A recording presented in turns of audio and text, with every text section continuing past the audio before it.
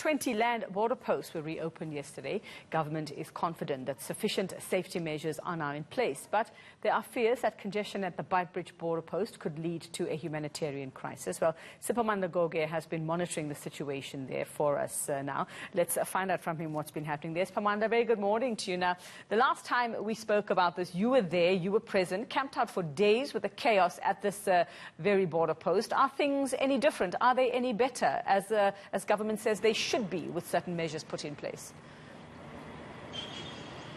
Same old. We were here in December and truck drivers were queuing for days. It's still the case, really. We have seen some truck drivers who have told us that they've been stuck for days. But before I proceed, let me ask my colleague Ndabambi to show you what is happening. We are at the border between South Africa and Zimbabwe. You should be seeing a ladder there, and there are some people who are climbing down that ladder. They are crossing into South Africa from the Zimbabwean side. Those are called the border jumpers. The Deputy Minister of Home Affairs, Njabulo Nzuza, was here yesterday. Well, he got a first-hand experience of how things work here. He saw it for himself. As you are seeing now, people are jumping using that ladder, trying to get into South Africa.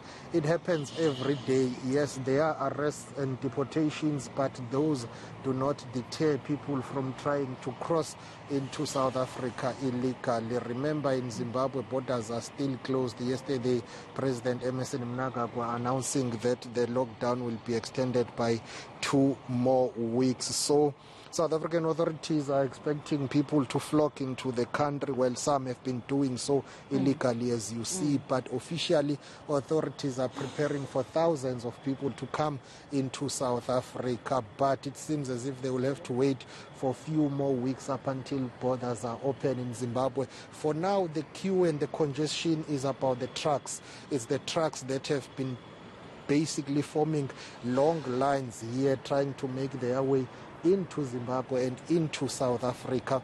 Thousands of truck drivers have been stuck here for days. Earlier on, we interviewed some of them who told us that they've been stuck for 5 days, 3 days, 4 days, and they are really frustrated. Authorities say they have done all they could in terms of putting measures in place to ease this congestion, but one of those measures is to at least try and make sure that they separate these trucks into different batches and groups. So they will allow about 50 trucks to come through. They will allow another batch to come through.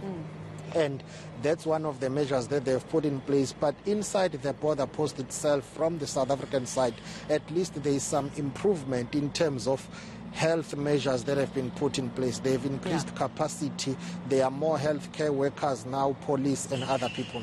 Well, Spa, and I suppose, yes, we want to know that those health measures and those safety measures are put in place. But just in terms of what you've shown us of the border jumpers, as we call them, I mean, I'm just baffled as to if you and Linge can pick this up, and it's being done in such plain view, plain sight. Where are the authorities? Because we know Zimbabwe is starting its vaccination process soon. We know that side has been closed. So, obviously this poses a greater risk as well, as much as screening is happening officially as the trucks come through the border. But who's watching this? If you can see it plainly, where's our authorities to actually deal with this?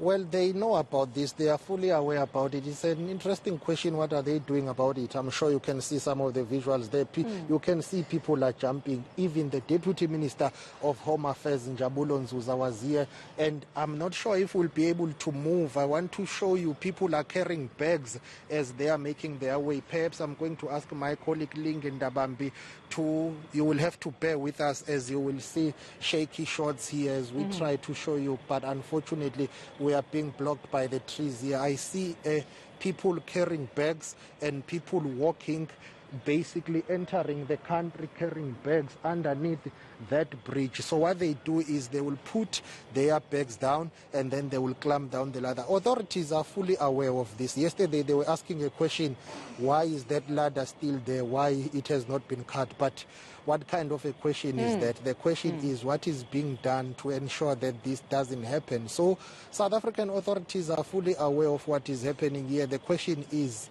there political will to solve this crisis, or they are just looking the other way in order to try and maintain relations between South Africa and Zimbabwe? There were even reports, even the Deputy Minister of Home Affairs, Njabulo Nzuza, did concede yesterday that they have heard of reports of some law enforcement authorities assisting people to cross into the country illegally, both from the Zimbabwean side and the South African side. So there is too much chaos and rot going on here. Well, I suppose, while many of us understand, Sipha, that these are desperate people coming to sort of make some kind of living, coming to send money back to their families, but the health risk at the moment that they might pose is far greater. And I suppose, yes, maybe you and Linge can do government's job and remove that ladder for them and see what happens. Well, especially now since this has been broadcast. But we'll continue to keep an update on what's happening there at the Beitbridge border post. Siphamandla Goge and Linge there, our cameraman, keeping a very, very close eye on the situation there, as you can see. Still